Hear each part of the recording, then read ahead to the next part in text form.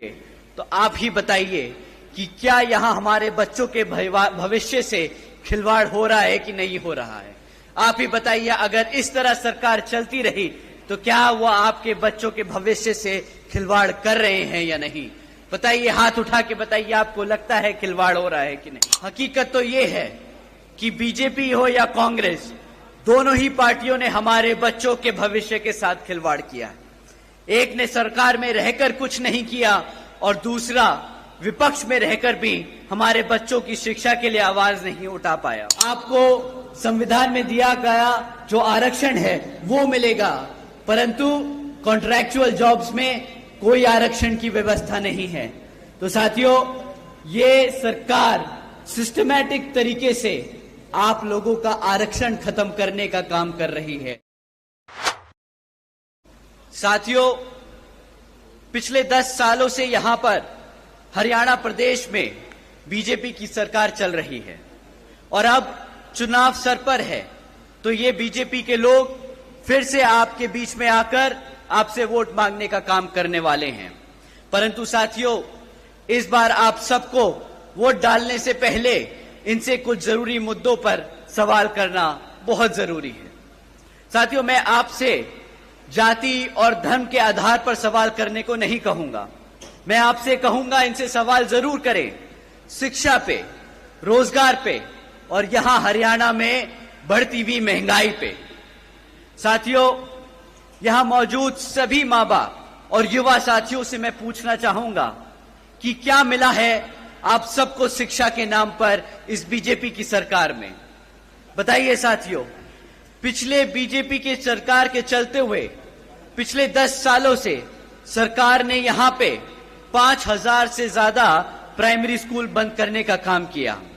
साथियों, एक तरफ पढ़ने वाले बच्चों की संख्या बढ़ रही है और दूसरी तरफ भाजपा की सरकार हमारे प्राइमरी स्कूल्स को बंद करने का काम कर रही है।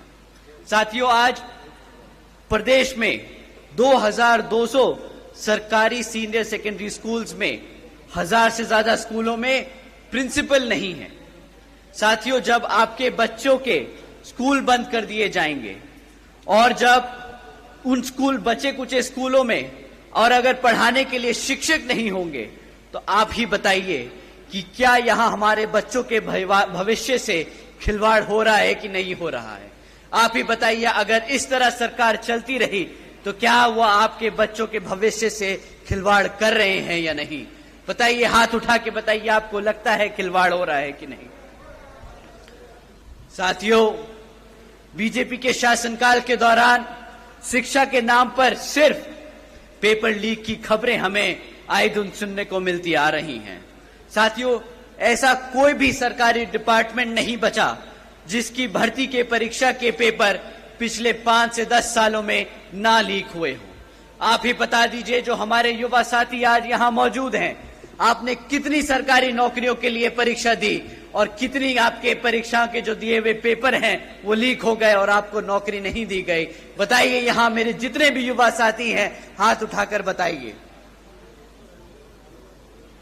साथियों, हकीकत तो ये है कि बीजेपी हो या कांग्रेस, दोनों ही पार्टियों ने हमारे बच्चों के भविष्य के साथ खिलवाड़ किया है। एक ने सरकार में रहकर कुछ नहीं किया और दूसरा विपक्ष में रहकर भी हमारे बच्चों की शिक्षा के लिए आवाज नहीं उठा पाया। तो साथियों, आप बताइए, क्या ऐसी पार्टियों को हक है सत्ता में आने का दोबारा। बताइए, हक है कि नहीं। तो साथियों, आने वाले इस विधानसभा आम चुनाव में इसका जवाब आप यहां अपनी बीएसपी और एनएलओ पार्टी के सामने वाला निशान व बटन दबाकर अपने यहां प्रत्याशी को जिताकर और हमारे अभय सिंह चौटाला जी को मुख्यमंत्री बनाकर उनको खदेड़ बहार कर ये जवाब जरूर देंगे। साथियों, एक तरफ बीजेपी और कांग्रेस की सरकार जो गरीब विरोधी नीतियों पर चल रही है और दूसरी तरफ हमारी आदरणीय बहन कुमारी मायावती जी की नीतियां हैं, जिसके तहत चलकर यूपी में बीएसपी की सरकार ने सावित्रीबाई फूले बालिका शिक्षा आशीर्वाद योजना चलाई थी। साथियों, आपको जानकर हैरानी होगी कि जिस तरह इस योजना के तहत 7 लाख से ज्यादा बच्चियों को 12वीं तक की शिक्षा प्राप्त करने के लिए 600 करोड़ से ज्यादा की लागत इन बच्चियों को अपने पैरों पर खड़ा कर एक उज्जवल भविष्य देने के लिए बहन जी ने उत्तर प्रदेश में खर्ची थी। और इतना ही नहीं साथियों, आदरणीय बहन जी ने अपने शासनकाल में यूपी में 5,550 से ज्यादा प्राइमरी स्कूल्स का निर्माण करवाया था। इतना ही नहीं, पहली बार बहन जी ने हॉस्टल्स में गरीब वंचितों के बच्चों के लिए 27% आरक्षण का भी इंतजाम सुनिश्चित किया था। साथियों, एजुकेशन की बात है तो आपको जानकर हैरानी होगी कि इसके साथ साथ बहन जी ने, आदरणीय बहन कुमारी मायावती जी ने 6 engineering colleges, 2 homeopathic colleges, 24 polytechnic colleges, 2 paramedical colleges, 6 universities, 200 से अधिक इंटर व डिग्री कॉलेजेस और 550 से ज्यादा हाई स्कूल्स और 5,500 से ज्यादा प्राइमरी स्कूल्स और 100 से अधिक ITIs का बनाने का काम किया था, वो भी सिर्फ 5 साल में। तो आप सोचिएगा साथियों, जब आप अभय सिंह चौटाला जी को मुख्यमंत्री बनाएंगे तो वो आपके प्रदेश में कितने ही हजारों स्कूल खोलेंगे और आपके बच्चों को पढ़ने की इच्छा पूरी कराएंगे। साथियों, ये लिस्ट बहुत लंबी है कि कभी कभी सोचकर मुझे हैरानी होती है कि सिर्फ 5 साल में कोई इतना काम कैसे कर सकता है। लेकिन साथियों, अगर अपने समाज के लिए, अपने लोगों के लिए काम करना कोई चाहे तो असंभव काम भी संभव हो जाता है।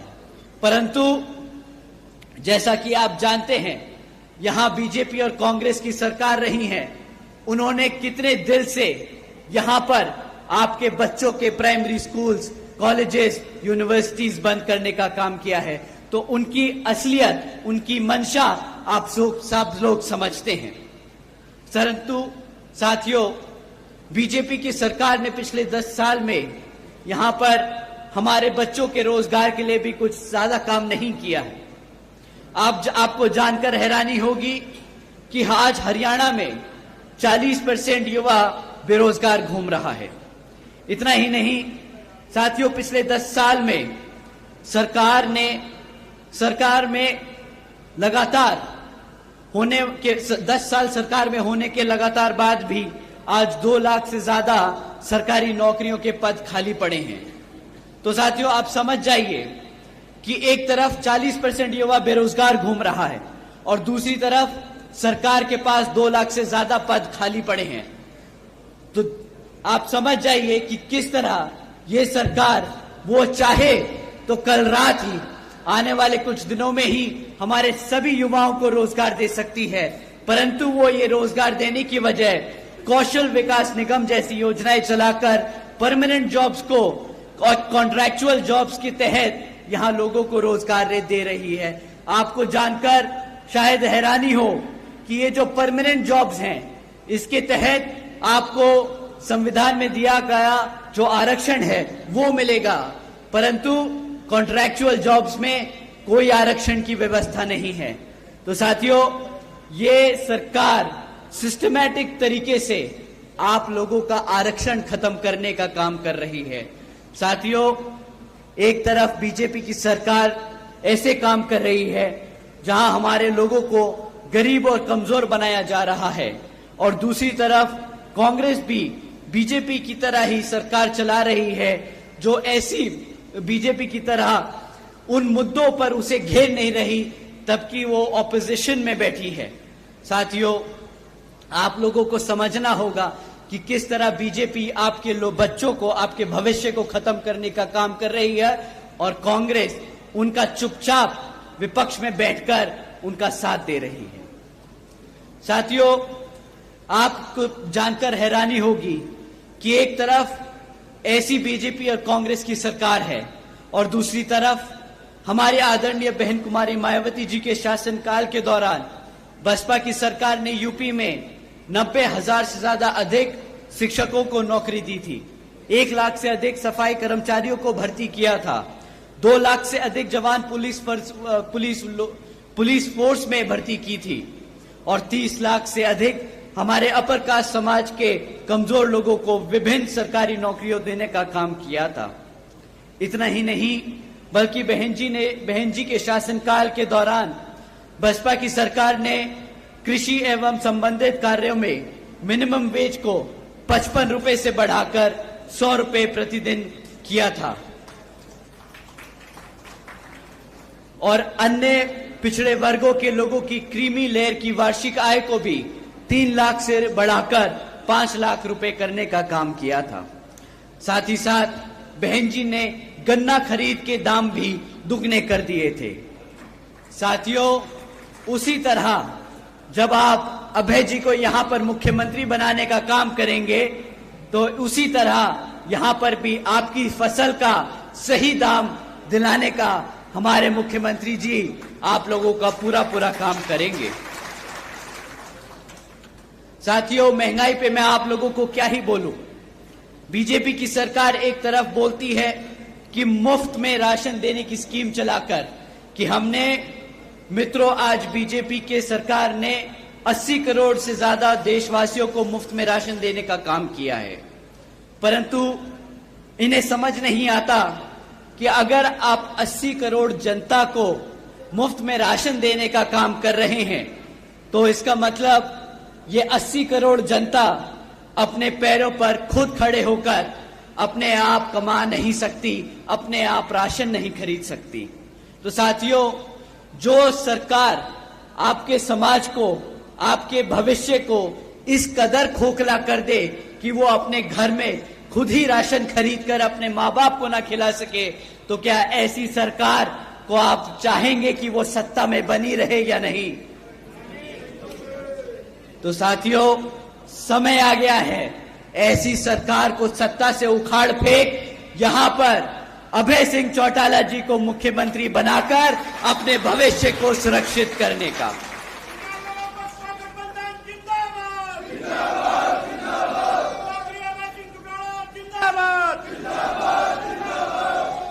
साथियों, इन्हीं कुछ जरूरी बातों के साथ ही अब मैं आप सभी लोगों से और मेरी तरफ से मेरे साथ साथ व खासकर आदरणीय बहन कुमारी मायावती जी की भी यही विशेष अपील है कि इस विधानसभा आम चुनाव में आप सभी लोग हर मोर्चे पर सावधान रहें। आपका वोट बहुत कीमती है, आपका वोट कोई खरीद ना पाए, आपका वोट कोई लूट ना पाए, आपका वोट कोई पढ़ने से रह ना जाए। जाति, बिरादरी, धन बल, मंदिर मस्जिद या किसी भी भावना आदि के नाम पर कोई स्वार्थ में अपने जाल में आप लोगों को फंसाकर आपके वोटों का दुरुपयोग ना कर ले, क्योंकि देश के हर एक महिला, पुरुष व युवा को वोट का अधिकार यहाँ परम पूज्य बाबा साहब डॉक्टर भीमराव अंबेडकर जी के अति महत्वपूर्ण देन है। और मैं आप सभी से ये भी खास अपील करता हूं कि आपके यहाँ जिन क्षेत्र में बीएसपी और एनएलओ के विधानसभा उम्मीदवार चुनाव लड़ रहे हैं, तो उन्हें आप लोग वोटिंग मशीन पर बीएसपी का हाथी चुनाव चिन्ह और एनएलओ का चश्मे का चुनाव चिन्ह के सामने वाला बटन दबाकर भारी वोटों से यहां जरूर जिताने का काम करें। और अब अंत में मैं अपनी बात खत्म करने से पहले एक बार फिर से आप सभी का तहे दिल से धन्यवाद करता हूं। आप सब आज यहां इतनी बड़ी संख्या में मौजूद हुए, आप सबका तहे दिल से धन्यवाद। जय भीम, जय भारत।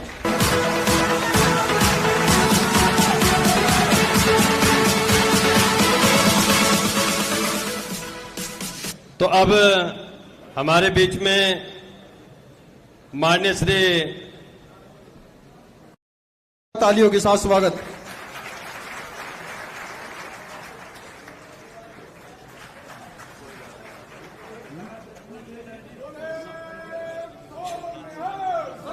श्री अकाल। वाहेगुरु जी खालसा वाहेगुरु जी फतेह।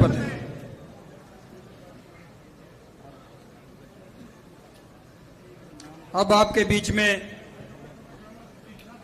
जिनका आपको